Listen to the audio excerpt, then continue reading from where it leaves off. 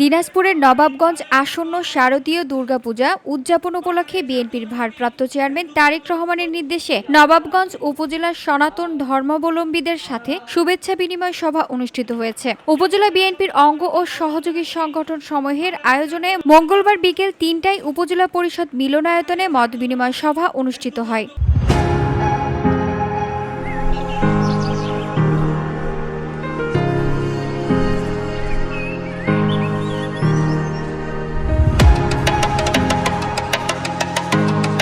উপজেলা বিএনপির ভারপ্রাপ্ত সভাপতি তরিকুল ইসলামের সভাপতিত্বে অনুষ্ঠিত শুভেচ্ছা বিনিময় সভায় প্রধান অতিথি হিসেবে বিএনপি স্থায়ী কমিটির সদস্য অধ্যাপক ডাক্তার AZM জাহিদ হোসেন উপস্থিত ছিলেন।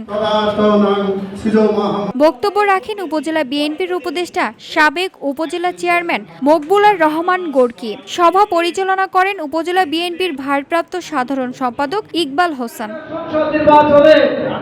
অনুষ্ঠানে প্রধান অতিথি বলেন, আমরা বাংলাদেশি, কেউ সংখ্যালঘু নয়, কেউ সংখ্যাগরিষ্ঠও নয়। শেষে তিনি উপজেলার ৬৯টি মন্দির কমিটির মাঝে উপহার বিতরণ করেন। VOD Bangla news desk. বাবু গোপেন চন্দ্র সরকার।